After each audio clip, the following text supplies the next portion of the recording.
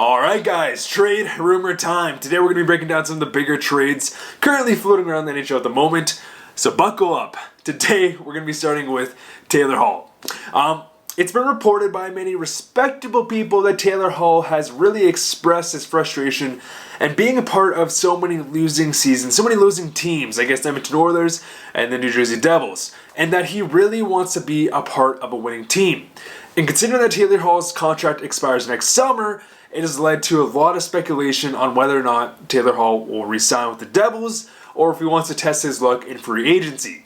And to make it clear, it doesn't mean that Taylor Hall doesn't want to be part of the Devils franchise, but more to do with the fact that he just wants to win. It doesn't really seem like it, but Taylor Hall was drafted almost 10 years ago now. And within those 10 years, Taylor Hall hasn't made one actual legitimate run his whole entire career. So definitely, that would be super frustrating for a super competitive elite player like Taylor Hall. And considering the Devils are currently sitting at a 0-4-2 record, it doesn't really bode well for the Devils, and same as the Taylor Hall camp, considering again, Taylor Hall wants to be part of a winning team, and losing their first 6 games, it just probably doesn't feel good. Especially after the Devils, this past offseason made a lot of big changes. They brought in PK Subban, Nikita Gusev. Hall himself is actually healthy, and then of course they drafted Jack Hughes, the number 1 overall pick. Now, Nikita Gusev is playing pretty good. PK Subban can't really complain.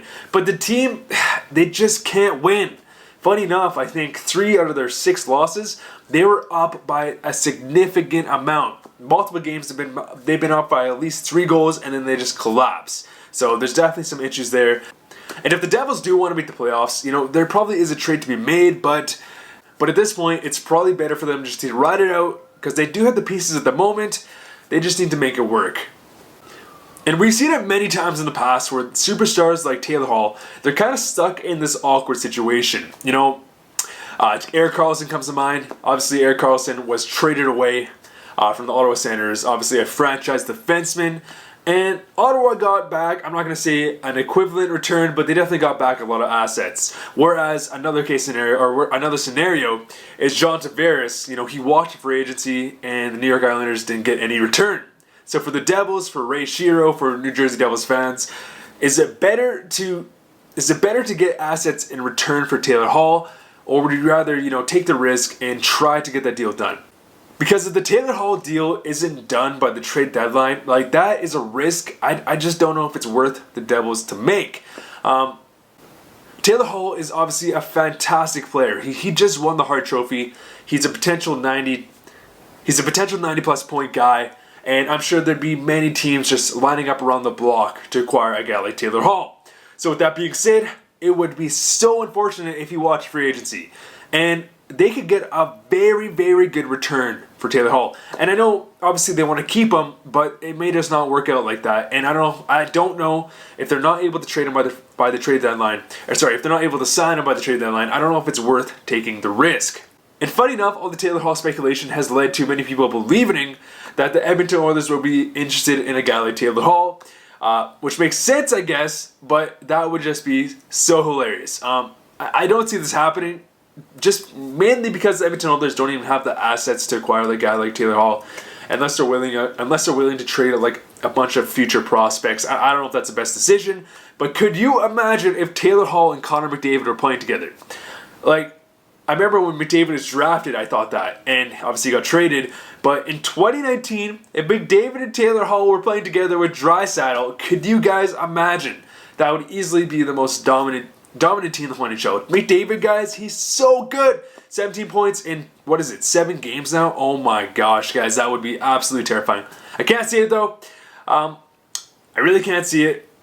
But if the Devils were to try to trade Taylor Hall, who would they try to get in return? I could see potentially goaltending. I don't see a lot of goaltenders open on the market right now, but definitely goaltending. Defense, a top 6 defenseman, if not top 4, and then definitely a top 6 forward to replace Taylor Hall. But again, I guess we'll see. Next topic, and this one's kind of juicy. Rasmus Ristolainen to the Vancouver Canucks? Maybe? The Vancouver Canucks have actually been sending a lot of pro scouts to go watch Rasmus Ristolainen on the Buffalo Sabres, which is very interesting. And I guess to add to that, many other teams, I guess there's a handful of teams that are very interested in Rasmus Ristolainen. including the Montreal Canadiens, and it's a pretty interesting situation because obviously Rasmus Ristolainen is a very, very intriguing defenseman. Interestingly enough, if you don't pay attention to advanced stats, Ristolainen actually doesn't have that great of advanced stats, compared to some other guys out there. However, when you're watching Ristolainen, it kind of tells a different story. Risto is a big right-handed defenseman that has been putting up consecutive 40-point seasons. I think this is the fourth. Last season was the fourth season in a row where he put up 40+ points, which is fantastic, especially considering the Buffalo Sabres haven't been a great team. And obviously he's a big right-handed defenseman. Right-handed defensemen in the NHL are just highly coveted, and many, many teams would be interested in a guy. For the Vancouver Canucks' sake, I don't get it. The Canucks don't really have any assets unless we're willing to go to like a guy like Vasily Podkolzin, one of our higher edge draft picks. 'Cause on our current roster, we don't have anything. Maybe Chris Tanev we tried to do an upgrade there. Again, I don't really see it. But I mean, it's a pretty interesting situation. Obviously, the Buffalo Sabres have been shopping Ristolainen for years now. Obviously, they haven't found the perfect trade partner. And considering Ristolainen actually has a really good contract, the Buffalo Sabres weren't in a position where they were forced to trade him. It's not like his contract was expiring or anything. So obviously they held on to him, but this would be the season. Rasmus Dahlin has been so good this season, and I'm very happy because he's on my fantasy team. He's been fantastic. He's probably been one of the better defensemen in the whole NHL so far this season. So it makes sense why they're willing to part ways with Ristolainen. I don't fully get it though, because again, who are they going to get on their team that's going to make them better? If anything, they're going to have a downgrade on the defense and maybe pick up some depth scoring pieces. Maybe. A bit interesting, but what do you guys think? And obviously when there's a defenseman on the market and Montreal is scouting them, a lot of people think about Jonathan Drouin from the Montreal Canadiens. But again, guys, I don't really see it. I don't think it'd be smart to trade Drouin for a guy like Ristolainen, just because they don't need a right-handed defenseman, they need a left-handed D. So if anything, Shane Gostisbehere, not to mention Jonathan Drouin, has been playing much better this season. So again, I don't really see it, doesn't really make sense. But it'd be really interesting to see Ristolainen get traded, especially considering that this year, specifically for the Buffalo Sabres, it would be time to shift ways from Risto if they truly are continuously shopping him. Anyways, guys, let me know what you guys think down below about a potential Rasmus Ristolainen trade, and considering the Canucks are very interested, who could be a part of that potential trade? Let me know down below. And next rumor, Kyle Turris. Kyle Turris is a very interesting player. He's now probably the highest paid third/fourth line center in the whole NHL, making over $6 million, making $6 million for the next 5 seasons. He's coming off a pretty fresh contract here. And he's definitely just a very interesting player. For years in Ottawa, then he was shipped to Nashville in that whole Duchesne trade. He was always considered a very solid second line center who could kind of play in all situations, and he had pretty good offensive upside. But in the past couple seasons, we have seen a big drop-off in terms of production. Well, not necessarily the past couple seasons. The year before last year, he had 42 points in 65 games, so that's pretty good production from a second-line centerman. No complaints there. But last season, he only had 23 points in 55 games. And considering that now, Nashville, of course, this past offseason signed Matt Duchesne, it's not looking great. It's not looking great. It's not a good look to have a guy like Kyle Turris on the third, fourth line when he's getting paid that much. It's really interesting though, because we kind of saw it with James Neal. When a guy is super, super consistent throughout his whole career and he has a steep drop off, there usually is some type of background reasoning for that. Whether that's chemistry. I mean, Kyle Turris has now been a part of the Nashville Predators for years now, so chemistry doesn't really make sense. But taking all things into consideration, I could definitely still see Kyle Turris being a 45, 50-point guy once again. And a change of scenery is kind of necessary at this point. However, not many teams, I don't think, are really going to bite on Kyle Turris, on kind of taking that risk. I mean, if he had like a 2-3 year contract, I could see it. But at 5 years for $6 million, it's definitely going to be a big pill to swallow for other teams, interested in Kyle Turris. Because I could definitely see other teams being interested in a guy like Kyle Turris. I mean, again, he was a solid guy for years, and this instant drop-off is a bit weird. But would there be a team willing? Alright guys, next topic. Dustin Byfuglien. There has been a lot of noise rumbling around the whole Dustin Byfuglien camp and the fact that he could be making a return. And again, I've talked about this before, but the Buffalo Sabres, the Winnipeg Jets have been in a really interesting situation. Sorry about that, guys. My camera ran out of space. But the Winnipeg Jets, they've been in a really interesting situation. Obviously, on their defensive blue line, it has just been completely obliterated. Obviously, they lost Tyler Myers at free agency to the Vancouver Canucks. They lost Ben Sherratt. They traded Jacob Trouba for Neil Pionk and a first-round pick. That actually turned out to be Byfuglien, who is currently part of the roster. That's pretty interesting.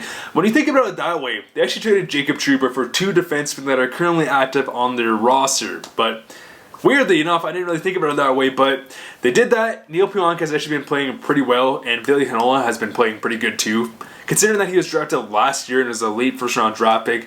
But I really do hope that Dustin Byfuglien returns and makes one last run, considering that the team is playing a lot better, and they're kind of just missing their defensive core. Now, did the Winnipeg Jets go out and try to fix their blue line by maybe acquiring another defenseman? In my opinion, that would make the most sense if they're actually serious about making another push, because with their current blue line, it just doesn't cut it. You know, it's the youngest blue line in the whole NHL. Neil Pionk and Josh Morrissey are considered veterans on this roster, and it just doesn't add up. Dustin Byfuglien would be a major piece. Patrick Laine is playing so much better. So if they fix their blue line, the Winnipeg Jets are going to be a great team once again. There's no question about that. But anyways, guys, those are my rumors for the day. Thank you guys so much for watching. Make sure to let me know what you guys think down below. I appreciate the support so much, boys. How do you guys like the jersey? Haven't seen too many comments on it, but trying to fix up the set, guys. Buying my jersey soon. Really tired right now. I actually just started, I guess, my men's hockey league a couple weeks ago, and oh my gosh, you know, obviously I tore my ACL, and playing at like 11 p.m. at night, it kills me. It like messes up my whole week. I'm definitely not used to it. So sorry about my schedule. It's a bit weird. I've been uploading later in the day, and it doesn't really make sense. I'm going to try to get back on track here.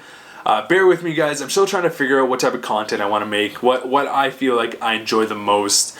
I've been kind of switching things up, you know, that I want to do some more stuff like tier list videos where I can kind of have more fun, and then the videos have more longevity. Like, for example, I just uploaded a mustache tier list video, so definitely go check it out if you haven't already. Had a blast making it. Doesn't have the best reception at the start, but they're the type of videos that, you know, they're not just news videos like kind of like this one, so they have more longevity. So I kind of want to shift to more of that on this channel and keep the news, obviously, but do more of that stuff. I enjoy doing it. I'm not going to say more, but I definitely enjoy doing it a lot. And again, when I'm trying to work and balance YouTube, it just makes more sense. So bear with me, guys, and I appreciate all the support so much. Again, guys, I have such a blast making these videos. So all the likes, all the comments, I appreciate it so much. Again, guys, if you want to suggest any content you'd like to see, what you like from me already, definitely let me know down below. Anyways, guys, see you guys later.